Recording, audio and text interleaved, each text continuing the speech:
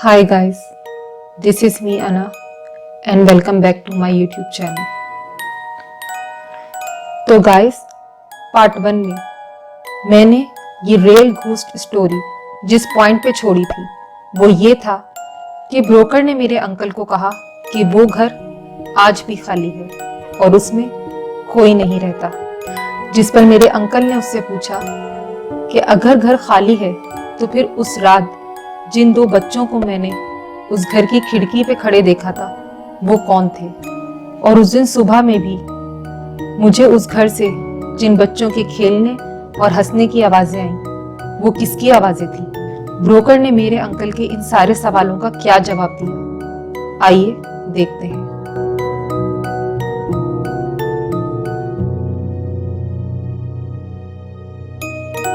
Broker ने कहा कि जिन 2 बच्चों को आपने देखा था वो इंसान नहीं थे, बल्कि वो उन दोनों बच्चों की आत्माएं मतलब कि रूहें थीं। ये सुनकर अंकल घबरा गए और उनके पसीने छूटने लगे। उन्होंने ब्रोकर से कहा, ये क्या कह रहे हो, क्या मतलब है तुम्हारा, मुझे साफ साफ और खुलकर पूरी बात बताओ। इस पर ब्रोकर ने बताया कि दरअसल कुछ साल पहले ये घर एक फैमिली के पास था, एक हस्बैंड, वाइफ और 2 बच्चे। हस्बैंड काम के सिलसिले में मुल्क से बाहर रहता था, मगर वाइफ अपने दोनों बच्चों को लेकर कभी कभी इस घर में आया करती थी और साफ सुथराई कराकर वापस चली जाया करती थी, क्योंकि उसकी मुस्तकिल रिहाइश किसी और इलाके में किसी और घर में थी। एक बार इसी तरह वो औरत अपने दोनों बच्चों को लेकर इस घर में आई और ऊपर की सीढ़ियां चढ़ने लगी। उसी दौरान एक आदमी ने पीछे से आकर उस औरत को और उसके बाद उसके दोनों बच्चों को नीचे धक्का दे दिया। वो दरअसल डाकू था। घर खाली होने की वजह से डाकुओं ने वहां पे पनाह ली थी। उस घर में उस डाकू के अलावा 2 और डाकू भी मौजूद थे जो कि उसके साथी थे। उन डाकुओं ने मिलकर बेदर्दी से उस औरत और उन दोनों बच्चों का कत्ल कर दिया। और वो दिन है और आज का दिन है, जो भी उस घर में रहने के लिए आया उसमें टिक नहीं पाया। उन दोनों बच्चों की रूहें आज भी उस घर में भटक रही हैं और किसी को भी उस घर में बसने नहीं देती। ये सुनकर उस वक्त अंकल चुपचाप वहां से उठकर अपने घर आ गए। मगर कहानी अभी बाकी है दोस्तों, और यहाँ तक की कहानी सुनने के बाद मैं भी उस दिन उस दावत में कांपना शुरू हो गई थी।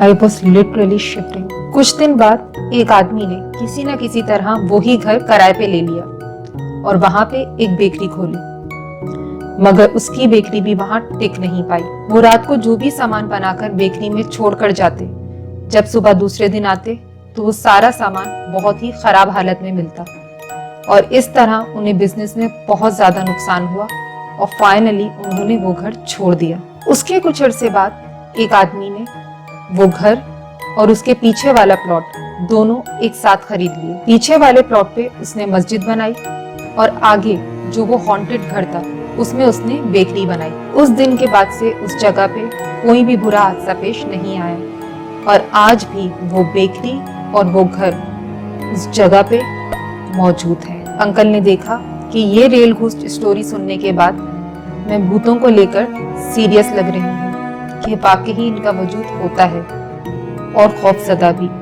ये देखकर मेरे अंकल ने इसके बाद मुझे एक और रियल घोस्ट स्टोरी सुनाई जो कि उनकी लाइफ का ट्रू इंसिडेंट है। अंकल ने बताया कि ये उनकी जवानी का वाकया है, जब वो अपने कुछ दोस्तों के साथ मिलकर रात के तकरीबन 3-4 बजे एक गाड़ी में अपने एक और दोस्त को रिसीव करने के लिए जिना इंटरनेशनल एयरपोर्ट जा रहे थे।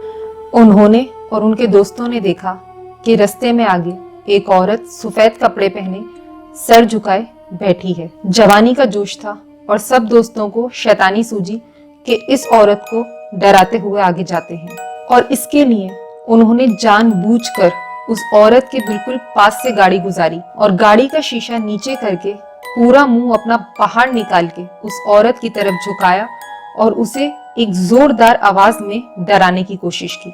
जैसे ही इन्होंने जोरदार आवाज निकाली उस औरत ने अपना सर ऊपर उठाया और जैसे ही उसने अपना चेहरा ऊपर किया उसका चेहरा देखकर इन तमाम दोस्तों की हवा निकल गई और फिर इन्होंने ना आओ देखा ना ताओ और गाड़ी को फुल स्पीड में भगाने लगे। और जब पीछे मुड़ के देखा तो वो औरत बीच रोड पे आकर खड़ी हो गई थी और इनकी गाड़ी को जाते हुए घूर घूर कर देख रही थी। अंकल ने बताया कि उस औरत का चेहरा इतना खौफनाक था कि बयान करने के लिए अल्फाज नहीं है। और उसके बाद हम तमाम दोस्त कई दिन तक उस औरत का चेहरा नहीं भूल पाए और उसके खौफ में मुब्तला रहे। गाइस, अभी मैं पहली वाली रेल घूस स्टोरी के हिसार से ही बाहर नहीं आई थी कि अंकल ने ये दूसरा सच्चा खौफनाक वाकया सुनाकर मुझे और खौफजदा कर दिया। और हाँ गाइस, मेरी एक और वीडियो भी है, my unforgettable incident which is based on my own true incident. उसे भी जरूर देखिएगा। आप इंटरटेन तो होंगे ही होंगे, लेकिन उसके साथ साथ उस वीडियो में आपको जिंदगी में बहुत ही ज्यादा काम आने वाला एक इम्पोर्टेंट लेसन भी मिलेगा। उस वीडियो का लिंक भी मैं नीचे डिस्क्रिप्शन बॉक्स में दे दूंगी और इस वीडियो के एंड में भी उसका लिंक आएगा, तो आप वहां से भी देख सकते हैं। जब तक अपना बहुत ख्याल रखिएगा और हाँ, मुझे नीचे कमेंट में लिखकर जरूर बताइएगा कि क्या आप भूतों पर यकीन रखते हैं विद रीजन। इसी के साथ उम्मीद करती हूँ कि मेरे भूतों पे यकीन के सफर की स्टोरी के आज के इस पार्ट 2 ने आपको इंटरटेन जरूर किया होगा। अगर वीडियो पसंद आई हो तो प्लीज लाइक एंड शेयर जरूर कीजिएगा, बिकॉज शेयरिंग इज केयरिंग। और जाते जाते सब्सक्राइब का बटन और उसके साथ जो बेल आइकन है उसे भी दबा दीजिएगा। तब तक के लिए अल्लाह हाफिज।